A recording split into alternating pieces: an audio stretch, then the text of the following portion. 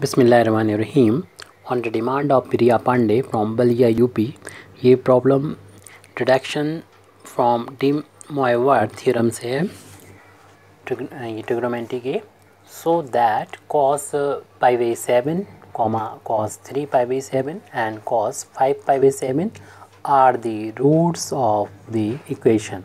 तीन यहाँ पर रूट हैं और 3 ऑर्डर का 3 पावर का यहाँ पर एक इक्वेशन दे रखा है. 8x³ - 4x² - 4x + 1 = 0. इस इक्वेशन के रूट कहा जा रहा है कि ये तीन ये हैं और जिस इक्वेशन के जितने रूट होते हैं उतनी ही पावर का ये इक्वेशन होता है. 3 पावर का इक्वेशन है. प्रूव करना है कि इन रूट्स वाला जिसके रूट्स ये होंगे वो इक्वेशन ये होगा. एंड डिड्यूस द इक्वेशन, और इसकी हेल्प से जो हमने प्रूव किया होगा उसकी हेल्प से हमें प्रूव करना है. उस रूट्स आर 10² π/7, 10² 3 π/7 एंड 10² 5 π/7. और हमें उस इक्वेशन को निकालना है जिसके रूट्स ये अभी हमने पढ़े तीनों ये हैं. तो अपनी सवाल की शुरुआत हम करते हैं अगले पेज से. सबसे पहले हम मान लेंगे थीटा को. Let theta denote any of the angles. वो एंगल कौन से हैं जो हमने माने हैं. थीटा माना कि π/7 को भी डिनोट कर रहा है.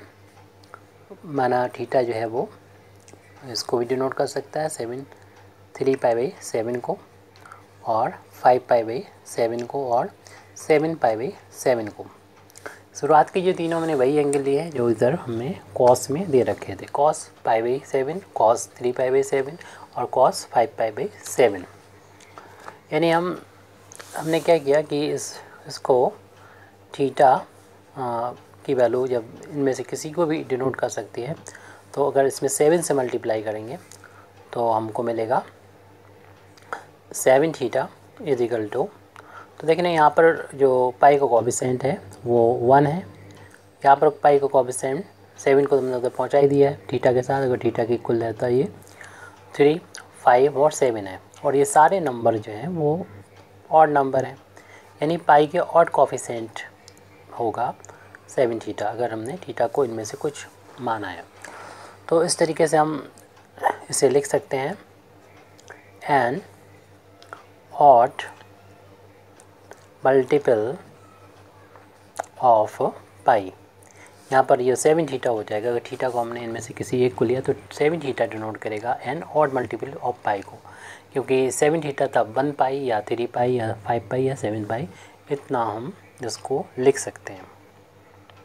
और हम लोग जानते हैं ऑड जो नंबर होता है इसको जनरल फॉर्म में अगर लिखना चाहें तो उसको लिख सकते हैं 2n + 1, क्योंकि n की वैल्यू अगर हम ये मल्टीपल ऑफ ऑड मल्टीपल लिख दिया हमने पाई का मैथमेटिकली, क्योंकि अगर हम यहाँ पर n की वैल्यू 1 रखेंगे n की वैल्यू 0 रखेंगे तो 0 रखने में ये टर्म 0 हो जाएगा, पाई आ जाएगा यानी 1 टाइम्स पाई हो जाएगा. यानी इससे हमें ये मिल जाएगा.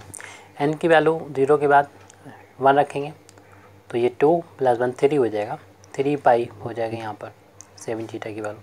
ऐसे n की वैल्यू 0, 1, 2, 3 और 4 तक रखने पर नहीं 0, 1, 2, 3 तक रखेंगे तो हमें ये सारे जो वैल्यूज़ हैं वो मिल जाएंगी. लेकिन हमारे जो रूट्स हैं वो ऐसे नहीं है. मतलब सिर्फ इतना ही नहीं है, इनके साथ में कॉस भी लगा है. तो फिर हम यहाँ पर n की वैल्यू देंगे 0, 1, 2, 3 और इससे जो cos थीटा की वैल्यू हमको मिलेगी वो इस इक्वेशन से मिलेगी. उस इक्वेशन नंबर हम 1 डाल देते हैं तो उस वैल्यू को हम यहाँ पर लिखेंगे. तो बाई गिविंग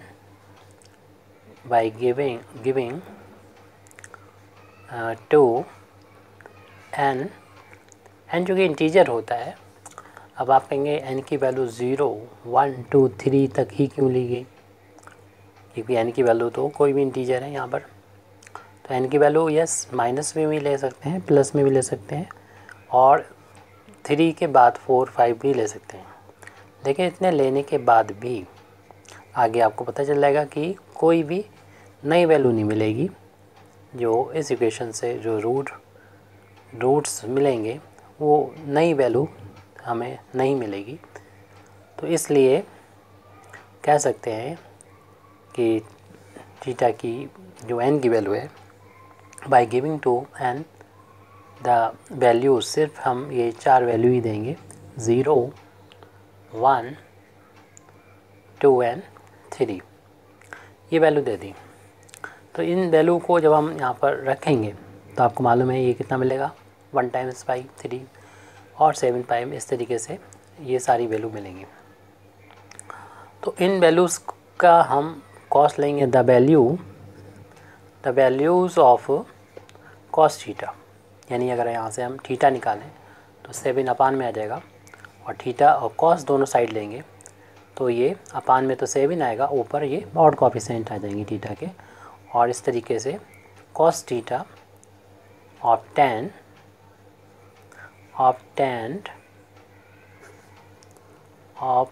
हमको मिलेगा, cos theta of 10 from equation number 1। तो इक्वेशन नंबर 1 से हमें कॉस थीटा की जो वैल्यू मिलेंगी, यानी थीटा की वैल्यू निकालेंगे, अपान में 7 हो गया, एन की वैल्यू जब 0 रखेंगे तब ये 1 पाई होगा, यानी कॉस पाई बाई 7 मिलेगा, 1 टाइम्स पाई। जब n बराबर, फिर हम 1 रखेंगे यहाँ पर, क्योंकि थीटा की वैल्यू कितनी हो गई, ये अपान में 7 चला गया, और कॉस थीटा की वैल्यू हो जाएगी, फिर 1 रखने पर ये 3 पाई, यानी कॉस 3 पाई बाई 7 हो जाएगा। इसी तरीके से n बराबर 2 रखेंगे तो 4 + 1 5 हो जाएगा, और चूँकि हमने 7 से डिवाइड करके कॉस दोनों तरफ ले लिया है, तो कॉस थीटा की ये वैल्यू हम लिख रहे हैं यहाँ पर, तो कॉस 5 पाई बाई 7 हो जाएगा।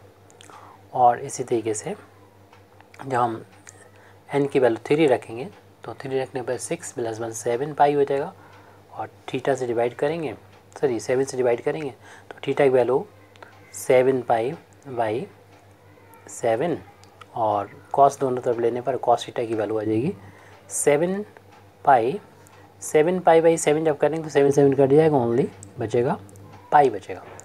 तो यहाँ पर देख रहे हैं कि ये 7 ओनली 4 वैल्यू हमको यहाँ पर मिलेंगे, और 4 से ज़्यादा क्यों नहीं मिलेंगे वो हम यहाँ पर आगे बता दे रहे हैं कि no new values of cos theta are found by giving to n the value greater than 3, means 4, 5, 6 and so on.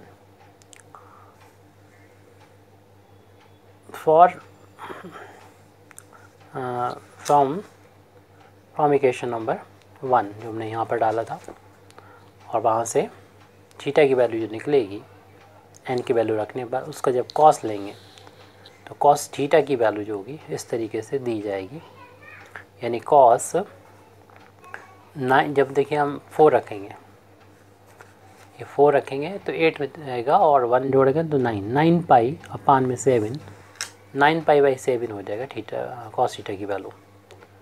और ये एक्चुअल में पहले बता दें, ये 4 वैल्यू ही मिलेंगी, और वैल्यू जो मिल रही हैं देखने में तो दिखाई पड़ रही है अलग है, लेकिन इसको हम अगर इस तरीके से लिख दें, 9 पाई को लिख सकते हैं 7 पाई, और या 7 टू ज़ा 14 पाई माइनस, इस तरीके से लिख सकते हैं, क्योंकि 9 पाई है, 9 पाई को लिख सकते हैं। 14 में से अगर 5 पाई माइनस करेंगे तो 9 आ जाएगा, 9 पाई को ऐसे लिख सकते हैं।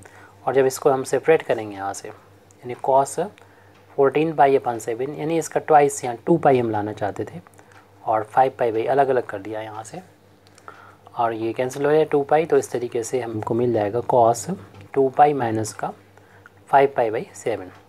तो कॉस 2 पाई माइनस थीटा जो होता है वो कॉस थीटा के बराबर होता है, यानी कॉस 5 पाई बाई 7 के इक्वल होगा। यानी कॉस 9 पाई बाई 7 जो है वो, यानी n की वैल्यू जब 4 रखी तो उससे हमें ये मिला, कोई नई वैल्यू भी नहीं मिली। ये हमारे पास पहले ही से जो इक्वेशन नंबर 2 में वैल्यू हमने डाल रखी है उनमें से एक वैल्यू है ये।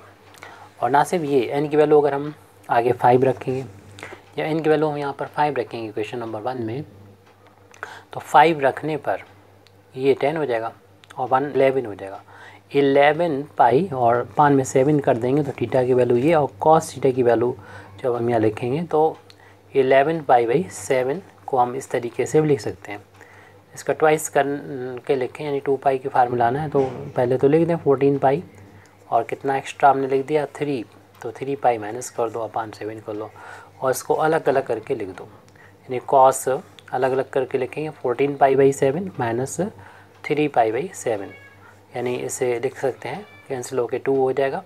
तो कॉस 2 पाई माइनस का 3 पाई बाई 7, और हम लोग आइडेंटिटी ये जानते हैं cos 2 pi minus theta cos theta के बराबर होता है, क्योंकि फोर्थ क्वाड्रेंट में से 2 पाई का मतलब यहाँ पर पहुँच गए और इसमें से कुछ माइनस करेंगे तो हम फोर्थ में पहुँच गए। फोर्थ क्वाड्रेंट में कॉस प्लस होता है, इसलिए ये वैल्यू प्लस होगी। और क्योंकि ये 2 पाई का यूज़ किया है 2 पाई यानी इस लाइन पर, तो कोई चेंज नहीं होता, कॉस का कॉस रहेगा। ये फार्मूला हमने यानी यूज़ किया है, वो समझ में आए ना। ये फार्मूले का यूज़ किया तो हम इसको लिख सकते हैं ये कॉस ही, लेकिन ये एंगल 3 पाई बाई 7।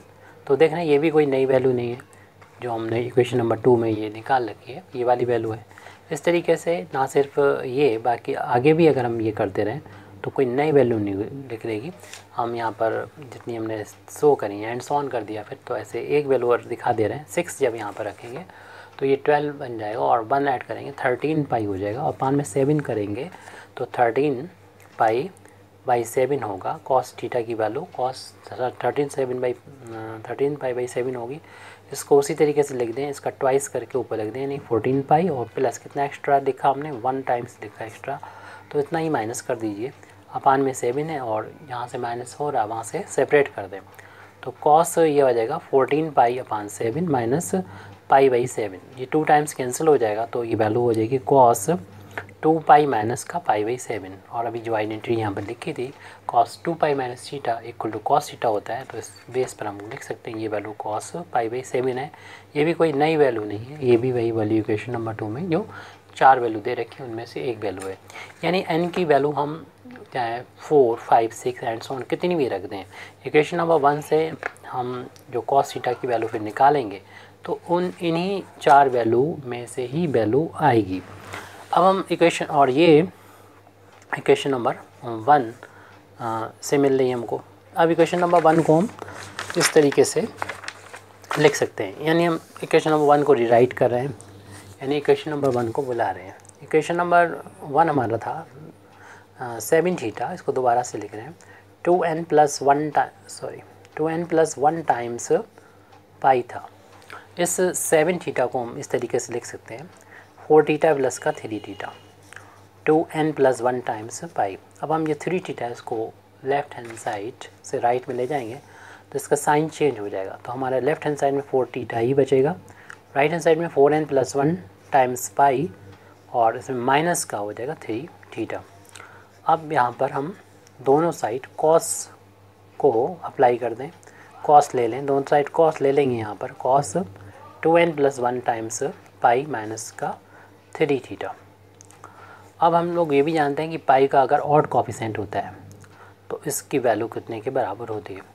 तो कॉस, क्योंकि पाई का ये 2n प्लस 1 टाइम्स है, यानी ये हमेशा ऑड रहता है इनकी हर एक वैल्यू के लिए, किसी भी इंटीजर वैल्यू के लिए।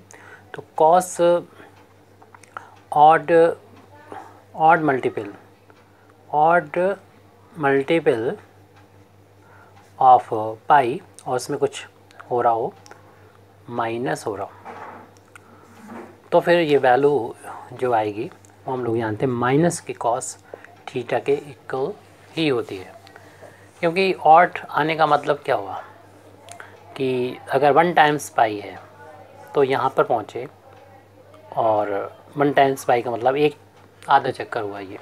अब इसमें से कुछ हम अगर माइनस करते हैं तो हम यहाँ पर आके वापस लौट रहे, कुछ माइनस करने के पीछे लौटना पड़े, घट जाए कि यहाँ पर, यानी एंगल ये इतना बनेगा और ये पहुँचा सेकंड क्वाड्रेंट में। और सेकंड क्वाड्रेंट में हम लोग जानते हैं साइन और कॉसिक प्लस होता है, कॉस तो माइनस होता है। और क्योंकि इसका यूज़ कर रहे हैं हम पाई का, और इस लाइन पर जो होता है चेंज नहीं होता है, जैसे पीछे हमने बोल दिया था। डिटेल में कभी कोई वीडियो बनाएंगे तो और क्लियर हो जाएगा। तो इस पर चेंज नहीं होता, मतलब यहाँ पर पाई 1 टाइम्स पाई है, यहाँ पर है या यहाँ पर हो तो ये कॉस का कॉस रहता है, और साइन बताई दिया था सेकंड में पहुँचा तो माइनस होगा। इस तरीके से हम इस जनरल केस में कह सकते हैं पाई का अगर ऑड कॉफिशिएंट है। चलिए एक एग्जांपल और ले लेते हैं, ऑड का मतलब 1 के बाद 3 ले लें तो 1 पाई ये हो गया, और 1 पाई और जोड़ेंगे तो ये 2 पाई हो जाएगा, 1 पाई और जोड़ेंगे 3 पाई, तब ऑड मिला, यानी आएंगे फिर दोबारा से यहीं पर आएंगे और फिर वही सिचुएशन होगी, इसमें से कुछ माइनस कर रहे हैं, फिर सेकंड में पहुंचेंगे और सेम लॉजिक से इसकी वैल्यू ये भी इसी के बराबर होगी, यानी जो भी यहाँ लिखा है यहाँ पर अपना 3 थीटा लिखा है। तो इस तरीके से हम लिख सकते हैं कि cos 4 थीटा की वैल्यू है हमारे आगे माइनस के cos 3 थीटा के इक्वल यहाँ पर लिख सकते हैं। अब हम cos 4 थीटा को इस तरीके से लिख सकते हैं cos ऑफ 2 थीटा, यानी 2 × 2 करेंगे 4 हो जाएगा, और माइनस cos 3 थीटा का फार्मूला यानी आइडेंटिटी हम लोग जानते हैं 4 cos cube theta minus 3 cos theta इसके बराबर होती है। जबकि हम लोग आइडेंटिटी cos 2 थीटा की 2a की जानते हैं, ये होती है cos की फार्मूला लिखेंगे तो 2 cos स्क्वायर a माइनस 1। तो यहाँ पर हम इसको a समझें और इस आइडेंटिटी का यूज़ करें तो हमारे पास वैल्यू हो जाएगी 2 cos स्क्वायर एक यहाँ पर 2 थीटा माइनस 1, और क्योंकि और यहाँ राइट हैंड साइड में जो है जो चल रहा है उसको हम ब्रैकेट ओपन अगर कर दें तो ये माइनस का हो जाएगा 4 times cos cube theta minus minus plus हो जाएगा 3 cos थीटा। अब अगेन हम इस cos 2 थीटा का इस फार्मूले के अकॉर्डिंग वैल्यू रख देंगे, यहाँ पर a है और यहाँ पर अपना थीटा है, तो ये स्क्वायर पहले पहुँचा दें हम इस तरीके से cos 2 थीटा का होल अब स्क्वायर कर दें -1 अलग, और इसको हम ऐसे लिखा रहने दें अभी बिना किसी चेंज के -4 cos क्यूब थीटा प्लस का 3 cos थीटा। अब cos 2 थीटा को हम थीटा की फार्म में लिख दें, यानी इसको लिखा जा सकता है, फार्मूला होता है गलत फार्मूला लिख दिया, ये वैल्यू है, सही लिखा अभी सही चल रहा है, cos 2 cos स्क्वायर थीटा और -1 ये वैल्यू होती है, लेकिन इसका क्या स्क्वायर है -1 is equal to -4 times cos cube theta और प्लस का 3 cos थीटा। इसका होल ऑफ स्क्वायर हम a minus B whole of square से जब ओपन करेंगे तो फर्स्ट क्वांटिटी का स्क्वायर, इसका होल ऑफ स्क्वायर करेंगे तो 2 का स्क्वायर 4 और cos स्क्वायर का स्क्वायर cos की पावर 4 थीटा प्लस सेकंड का स्क्वायर यानी 1 का स्क्वायर 1 होता है, और फिर दोनों का इंटू का ट्वाइस करेंगे और इनका आएगा माइनस का, तो इनका इंटू करेंगे 2 और फिर ट्वाइस करेंगे तो 2 का इंटू ट्वाइस 4 हो जाएगा और इंटू cos स्क्वायर थीटा। यहाँ पर हमने a minus B whole of square का फार्मूला अप्लाई कर दिया, फिर माइनस में 1 लिखा हुआ है वो लिख लीजिए, और राइट हैंड साइड में जो वैल्यू लिखी माइनस का 4 cos क्यूब थीटा प्लस का 3 cos थीटा, इस वैल्यू को हमने यहाँ पर नोट कर लिया। अब इस ब्रैकेट को ओपन कर देंगे, 2 का अंदर इंटू हो जाएगा तो वैल्यू हो जाएगी 8 cos की power 4 theta plus 2 minus 8 cos square theta minus 1 is equal to, ये ऐसे लिख दीजिए माइनस का 4 cos क्यूब थीटा प्लस का 3 cos थीटा।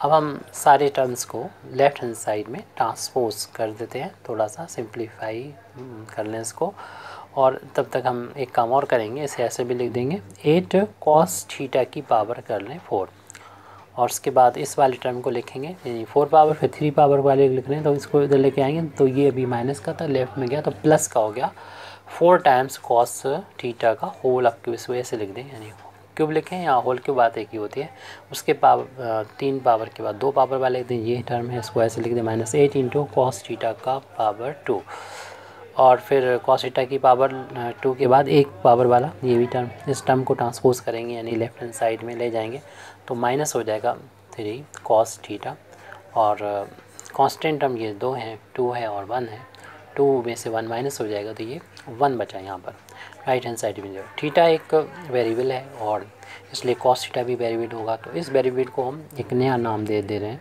एक नई इसको सेट करके लिख दे रहे हैं, यानी पुट कर दें या पुटिंग भी लिख सकते हैं, cos थीटा को हम x कह दें। तो ये इक्वेशन जो है इस तरीके से हो जाएगा, तो ये इक्वेशन रिड्यूस टू, ये इक्वेशन इस तरीके से बदल जाएगा 8 इसे x माना हमने जब, तो x की पावर ये 4 हुआ प्लस 4 x की power 3 minus 8 x square minus का 3 x plus 1 is equal to 0। तो ये इक्वेशन आ गया। लेकिन इस इक्वेशन को हम अगर फैक्टराइज़ करके देखें तो फैक्टराइज़ करने में सबसे पहले तो हम इसमें प्लस का 1 रख के देखें क्या ये सेटिस्फाई कर रहा है प्लस का 1। तो प्लस के चूँकि ज़्यादा टर्म है और माइनस के कम, ये तो 1 अगर रखेंगे प्लस का x की वैल्यू तो ये तो 1 की पावर 4 करेंगे तब भी 1 ही रहेगा, तो 8 आ जाएगा और ये 4 12 हो जाएगा। 12 प्लस का हो गया और 1 ये प्लस का, 13 प्लस के और माइनस के 11, 0 नहीं आ सकता, यानी ये satisfy x equal to 1 satisfy नहीं करेगा। फिर हम x इक्वल टू -1 रख के देखेंगे रफ पे, x इक्वल टू +1 रख के देखा रफ है उसे, वो सेटिस्फाई नहीं किया तो x इक्वल टू -1 रखेंगे। जब x इक्वल टू यहाँ पर -1 रखेंगे तो हम चूँकि ये सेटिस्फाई कर जाएगा तो हम इसको यहाँ पर रफली थोड़ा सा दिखा भी दे रहे हैं इसको, जहाँ पर भी x है -1 रखना है। तो 8 इंटू -1 का होल पावर 4 प्लस 4 इंटू -1 की पावर 3 प्लस 8 इंटू -1 की पावर स्क्वायर और -3 इंटू एक्स किया -1 और प्लस का 1 ये लिखा हुआ है। राइट हैंड साइड में देखें कि 0 के बराबर ये आएगा या नहीं आएगा, यानी लेफ्ट हैंड साइड और राइट हैंड साइड इक्वल होगी, मींस x इक्वल टू -1 रखने पर क्या ये सेटिस्फाई होगा इक्वेशन? नहीं। तो -1 की पावर अगर 4 यानी इवन है तो उसकी वैल्यू प्लस का 1 ही आएगी। इसी तरीके से ऑड है तो ये वैल्यू माइनस का 1 आएगी। -1 की पावर 3 -1 होती है। -8 इंटू -1 का स्क्वायर +1 हो जाएगा और माइनस का इंटू प्लस का हो जाएगा 3 और प्लस का 1 ये लास्ट में राइट हैंड साइड में 0। 8 बन जाए 8 हो जाएगा और प्लस माइनस का इंटू माइनस का हो जाएगा 4 और ये 8 इंटू 1 8 हो जाएगा प्लस 3 और 1 ये 4 हो जाएगा इज इक्वल टू 0। देख रहे हैं प्लस का 4 कैंसिल माइनस से और माइनस के 8 से +8 कैंसिल। लेफ्ट में भी 0 है राइट में 0 है। ये तब आया जब x की वैल्यू हमने -1 यहाँ पर पुट की, तो इसका मतलब 1 को उधर ट्रांसपोज करेंगे तो x प्लस 1 जो है वो इस इक्वेशन का एक या कहना चाहिए इस एक्सप्रेशन का एक फैक्टर है। तो इसका एक फैक्टर जब पता चल गया कि x प्लस 1 है तो दूसरा फैक्टर हम डिवाइड करके या किसी दूसरे मेथड से भी निकाल सकते हैं, हमारे लिए आसान पड़ेगा डिवाइड करने वाला। तो एक फैक्टर यहाँ पर लिख दिया और दूसरा फैक्टर इसको इससे डिवाइड कर देंगे। जिस तरीके से हम लोग जानते हैं कि 15 का एक फैक्टर जो होता है 3 होता है, दूसरा फैक्टर यहाँ पर क्या होगा उससे निकालना हो तो 15 को 3 से डिवाइड कर लेते हैं, पता चल जाता है, तो उसको यहाँ पर लिख सकते हैं। तो ऐसे हमें पता चल गया एक फैक्टर इसका ये है, तो दूसरा फैक्टर इसका निकाल के यहाँ लिखना है हमें, तो इसको डिवाइड कर देंगे इससे। तो उसको हम रफ पे डिवाइड करके फिर में जाके लिख देंगे। तो x प्लस 1 से डिवाइड करना है 8x की power 4 plus 4x cube minus 8x square minus 3x plus 1 को। तो इसको इसके बराबर करने के लिए सबसे पहले तो हमें 8 की ज़रूरत है और ये 1 पावर है, ये 4 पावर है, तो 3 पावर की ज़रूरत है। इसका इंटू इन दोनों टर्म में करके नीचे लिखना पड़ेगा। जब इस वाले टर्म में x में करेंगे तो ये मिल जाएगा, इसका इंटू जब यहाँ करेंगे 8x क्यूब मिल जाएगा और जब माइनस करेंगे तो साइन चेंज हो जाएंगे, ये कैंसिल हो जाएगा और 8 टाइम्स है ये 4 टाइम्स है और ये माइनस का मिलेगा 4x क्यूब और बाकी सबको नीचे ऊपर बचे उनको उतार के नीचे ही लिख देंगे और ये तब तक करते हैं जब तक रिमाइंडर 0 नहीं आ जाएगा। इसको इसके इक्वल करने के लिए पहले तो माइनस की चाहिए ज़रूरत है 4 की और फिर x स्क्वायर की ज़रूरत है। -4x स्क्वायर का दोनों टर्म में इंटू करेंगे, या फर्स्ट में करेंगे तो -4x क्यों मिलेगा, -1 में करेंगे तो माइनस का 4x स्क्वायर आ जाएगा। जब घटाएंगे तो साइन चेंज हो जाएंगे, ये प्लस माइनस कैंसिल हो जाएगा और इन दोनों का डिफरेंस माइनस का 4x स्क्वायर आ जाएगा और फिर इन दोनों टर्म्स को लिख देंगे यहाँ पर।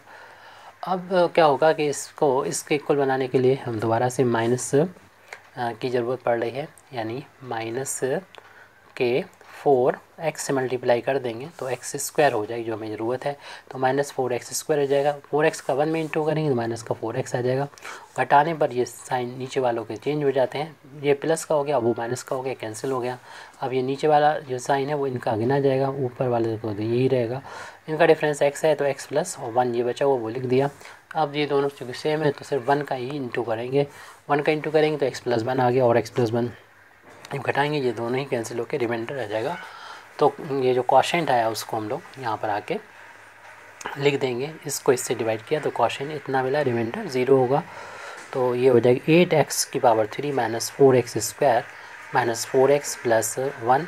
ये रिमाइंडर थ्योरम से हमने इसको फैक्टर करके दो फैक्टर हमने ऑब्टेन कर लिए। यहाँ पर देखिए ये जो x प्लस 1 आया, since x+1 is equal to जो 0 मिला है हमको, इससे अगर 0 रखते हैं यहाँ से, क्योंकि दोनों का प्रोडक्ट 0 है तो या तो ये 0 या ये 0, इसको 0 रखते हैं, यहाँ से x की वैल्यू मिलेगी -1 मिलेगी। और -1 हम लोग जानते हैं कि cos पाई की वैल्यू होती है। तो इसलिए ये पता चल रहा है हमको, ये जो फैक्टर x+1 वाला यहाँ पर जो इस इक्वेशन का एक फैक्टर जो x+1 है वो एक्चुअल में cos पाई की वजह से है, cos पाई की वजह से है। और क्योंकि हम लोगों ने देखिए 4 रूट लिए थे, जबकि हमारे जो क्वेश्चन में थे वो 3 ही रूट थे शुरू के, ये चौथा रूट हमने लिया था और इसकी वजह से ये फैक्टर x+1 आ गया। अगर इस फैक्टर x+1 को अलग कर दिया जाए तो इसका मतलब ये हुआ कि इन तीनों रूट्स का जो इक्वेशन है वो सिर्फ इतना है और इसी चीज़ को हमें प्रूव करना है। तो इसी चीज़ को बस अब हमें लिखना होगा। तो यहाँ पर इतना लिख दिया, तो इसी को अब हमें पहले जो बोला है अभी इसको हम पहले लिख देंगे। तो इसी चीज़ को लिख के बताना है so that the factor x+1 corresponding या corresponds कर रहा है, यानी ये इसके संगत है to the root cos पाई, यानी cos पाई के करस्पॉन्डिंग है, वो वहाँ पर से बात क्लियर भी हो गई। तो अब हम कह सकते हैं हेंस cos पाई बाई जो हमारे बाकी के शुरू के 3 रूट थे, यानी cos pi, cos 3 pi by 7 and तीसरा रूट था cos 5 पाई बाई 7। ये क्वेश्चन में हमें प्रूव करना था, वो है आर दी, ये रूट हो गए, ये are roots of the equation. क्योंकि जो इक्वेशन हमको लास्ट में यहाँ पूरा कंप्लीट कर लें हम, hence this are the roots of equation, इसके रूट्स होंगे, यानी 8x³ - 4x² - 4x + 1 = 0। ये हमारा फर्स्ट रिज़ल्ट आ गया। अब हम इस जो बात कही है इसको थोड़ा सा एक बार और रिपीट करके बता दे रहे हैं। क्योंकि हमने ये 4 रूट लिए थे तो हमें 4th रूट लिए थे, तो 4 ऑर्डर का इक्वेशन मिलना चाहिए और हमको 4 ऑर्डर का इक्वेशन मिला भी था ये। तो यहाँ से जब एक फैक्टर x+1 अलग हो गया और हमें पता कर लिया कि ये फैक्टर जो है वो cos पाई की वजह से है, तो इसका मतलब ये 3 पावर का इक्वेशन हमारा ये बचा हुआ है, ये इक्वेशन इन्हीं 3 रूट्स की वजह से है। यानी इन तीनों रूट्स का जो इक्वेशन होगा, यानी जिसके ये रूट्स होंगे वो इक्वेशन ये हमारा इतना मिल गया है। अब हम इसी थ्योरी का यूज़ करते हुए बाकी जो हमारा दूसरा पार्ट है क्वेश्चन का उसको हमें प्रूव करना है हमको, यानी ये प्रूव करना है कि डिड्यूस मतलब जो चीज़ अभी करके आ रहे हैं उसका ये यूज़ करना है कि हमें एक ऐसा इक्वेशन बताना है जिसके roots 10² pi by 7, 10² 3 pi by 7 और 10² 5 पाई बाई 7 है। देखिए जो आ रहे हैं एंगल वो वही हैं जो कॉस में जो अभी एंगल थे, और हम लोग जानते हैं कॉस का रिलेशन सेक से होता है और सेक का रिलेशन टेन से होता है। मीन्स अगर हम रेसिप्रोकल ले लें कॉस का तो वो सेक बन जाएगा, और अगर हम रेसिप्रोकल अगर सेक स्क्वायर है हमारे पास तो सेक स्क्वायर को लिख सकते हैं 1 + tan²। और चूँकि यहाँ पर स्क्वायर ही आ रहा है 10 में, तो इसलिए हम लोग किधर जाना है उससे ये बात क्लियर हो गई। तो इसको कंप्लीट करने के लिए हम सबसे पहले तो जो इक्वेशन हमको मिला है, यानी इक्वेशन नंबर अभी जो लास्ट में आया इसका हमने इक्वेशन कोई डाला नहीं, इससे पहले कोई इक्वेशन भी बन डाला से, तो इसको इक्वेशन नंबर अगर हम 2 डाल दें तो इक्वेशन नंबर 2 में हम पुट कर देंगे और वहाँ से जो रिज़ल्ट है जो हमसे पूछा गया वो निकाल सकते हैं। पुटिंग जो हमारा 1/x² को अगर हम y के इक्वल पुट कर दें, और एक्चुअल में यहाँ से अगर x² की वैल्यू निकालेंगे तो 1/y हो जाएगा, और दिस इम्प्लाइज अगर x की वैल्यू निकालेंगे तो 1/√y हो जाएगा। अगर यहाँ पर स्क्वायर हटाएंगे स्क्वायर रूट लग जाएगा। तो ये जो वैल्यू है वो क्योंकि हमने रेसिप्रोकल लिया है x को, यानी x जो है वो इसका रेसिप्रोकल है, यानी यहाँ से अगर देखें तो y की वैल्यू जो है वो 1/x² है। और चूँकि x की वैल्यू हमने कितनी रखी थी, cos थीटा ली थी। x की वैल्यू शुरुआत में देखिए x किसकी जगह पर हमने पुट किया था, x की वैल्यू जो है यहाँ पर से पुट की होगी। cos थीटा कहाँ से रखी थी, यहाँ पर रखी थी। x को cos थीटा लिया था। अगर यहाँ पर x की वैल्यू को cos थीटा का रखा जाए तो 1/cos² हो जाएगा, और 1/cos² sec² के बराबर हो जाएगा। इस तरीके से y की वैल्यू sec² मिल जाएगी। x जो है x की जो वैल्यू यानी थीटा की वैल्यू देने पर x की डिफरेंट वैल्यू 3 वैल्यू मिल रही थी, उसी के करस्पॉन्डिंग y की वैल्यू मिलेगी। यानी थीटा की वैल्यू हम अगर x को देंगे तो वो वैल्यू y को मिलेगी, यानी इस रिलेशन से। और वो वैल्यू कितनी हो जाएगी, उस वैल्यू को यहाँ पर अगर लिखें तो द क्वांटिटीज़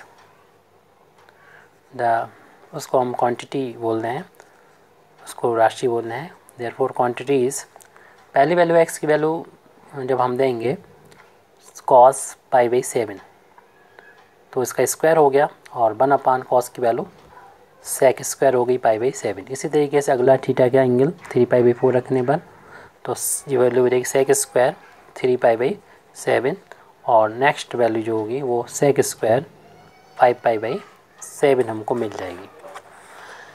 ये जो वैल्यूज़ हैं इनसे हम एक इक्वेशन बना सकते हैं, क्योंकि हमने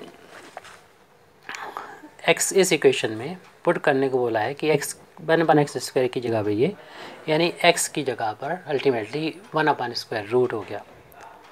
और इस इक्वेशन के रूट हमको मालूम है कि ये है, तो इसी से हम जो हमें इक्वेशन मिलेगा उसके रूट यानी y के फॉर्म में होंगे, y की वैल्यू होगी, तो वो ये 3 मिल रही हैं। तो ये तीनों वैल्यू जो हैं कह सकते हैं ये क्वांटिटीज़, ये रूट होंगी, are the roots of the equation. यानी इस इक्वेशन जो हम लिखने वाले हैं वो जब सॉल्व करेंगे, क्योंकि ये y के फॉर्म में इक्वेशन होगा, और मिलेगा कैसे, वो इक्वेशन नंबर 2 से मिल रहा है। बस 1/x यानी x² की जगह पर 1/y मीन्स x की जगह पर 1/√3 रखेंगे।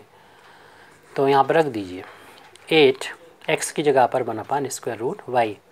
तो इस इक्वेशन को जब हम सॉल्व करेंगे तो y की जो वैल्यू मिलेगी वो इस फार्मूले से अगर देखें तो वो इसमें कन्वर्ट होगी, क्योंकि इस इक्वेशन का 3 रूट ये थे, तो इन तीनों वैल्यू को देने पर y की ये तीनों वैल्यू मिलेंगी, इसलिए ये तीनों वैल्यू रूट्स होंगी इस इक्वेशन का, जो इसमें x को इसी रिलेशन से रिप्लेस कर रहे हैं y में। तो हमने अपनी बात को ये कंप्लीट किया। -4 × 1/√y और +1 और राइट हैंड साइड में 0 है। अब यहाँ पर जो कि 1/√3 का क्यूब है, तो क्यूब को यहाँ पर जब ओपन करेंगे तो इसे इस तरीके से लिख सकते हैं।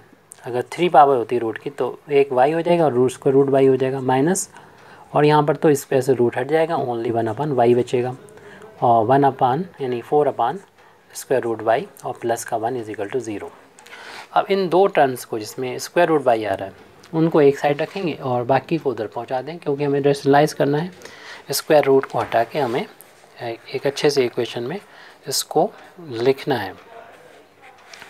तो इसको रेशनलाइज करने के लिए हमने बोला कि इन दोनों टर्म को हम इधर रखेंगे लेफ़्ट में, और बाकी दो टर्म को राइट में बचाएंगे। तो ये प्लस हो जाएगा, ये माइनस हो जाएगा, और इन दोनों टर्म्स को लिख लीजिए पहले।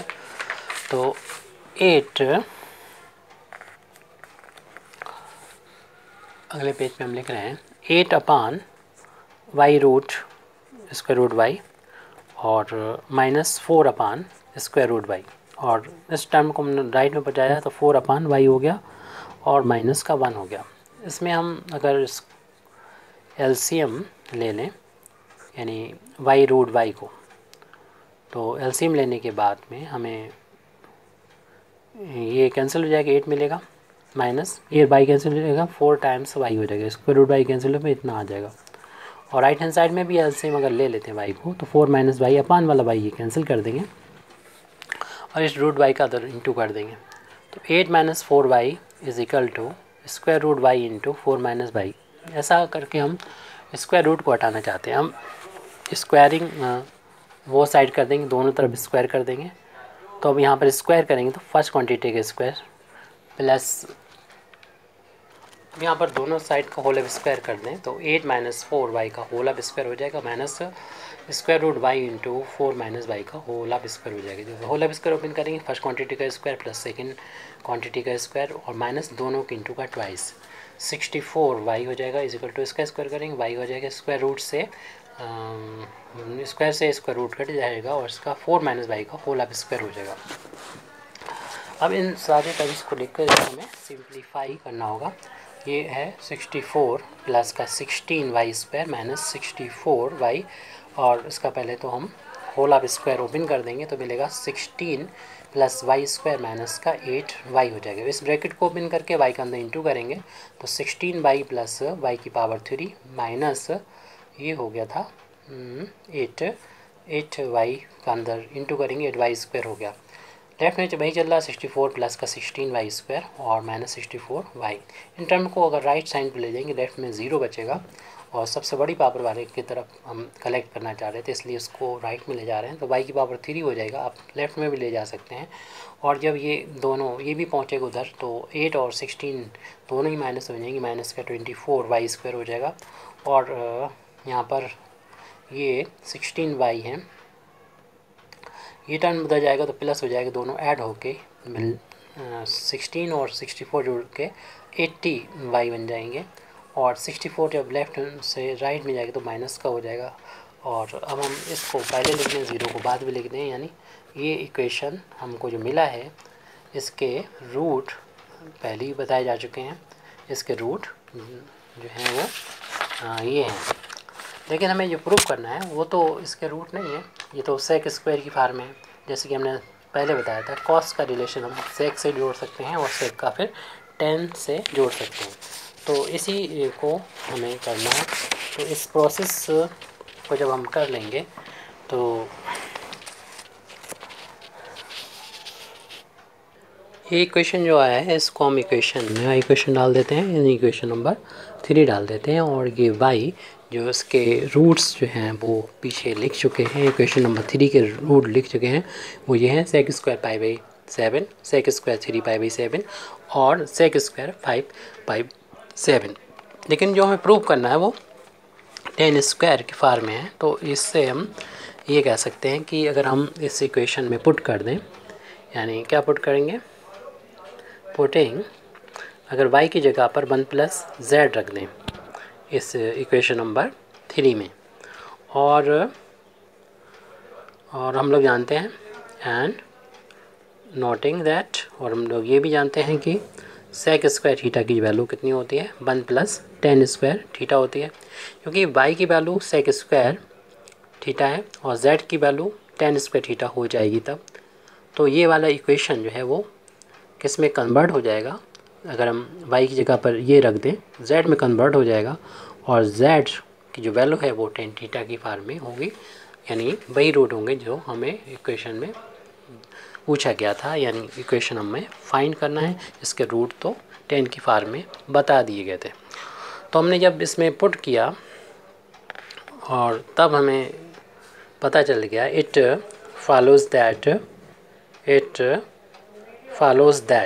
follows that tan square π/7, tan square 3 π/7 and tan square 5 π/7 इस फार्मूले से हमने निकाला ये, यानी सेक की वैल्यू यानी y की वैल्यू जो तीनों रूट पीछे थे तो उनको रख के हम जब यहाँ से 10 की वैल्यू 3 रूट निकालेंगे ये फिर रूट्स हो जाएंगे are the roots of roots of equation, और ये इक्वेशन तब मिलेगा जब हम इक्वेशन नंबर 3 में जेड वाई के यहाँ पर 1 प्लस जेड रखेंगे।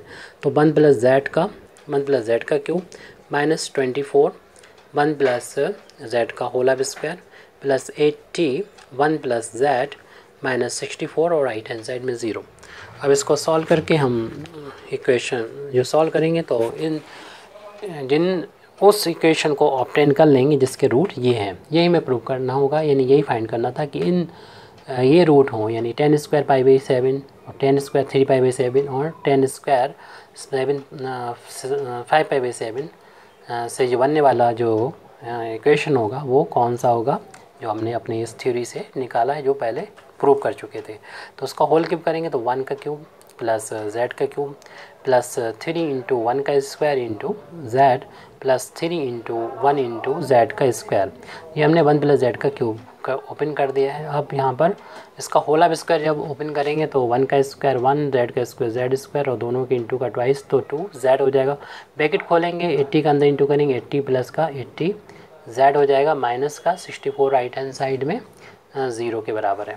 अब ब्रैकेट हटा दीजिए, ये 1 का क्यूब 1 होता है, जेड का क्यूब जेड क्यूब हो जाएगा प्लस 3 जेड प्लस का 3 जेड स्क्वायर माइनस ब्रैकेट खोलेंगे 24 का इसमें इंटू का 24 माइनस 24 जेड स्क्वायर माइनस का हो जाएगा 48 जेड और प्लस का ये 80 और प्लस का 80 Z minus 64 is equal to 0।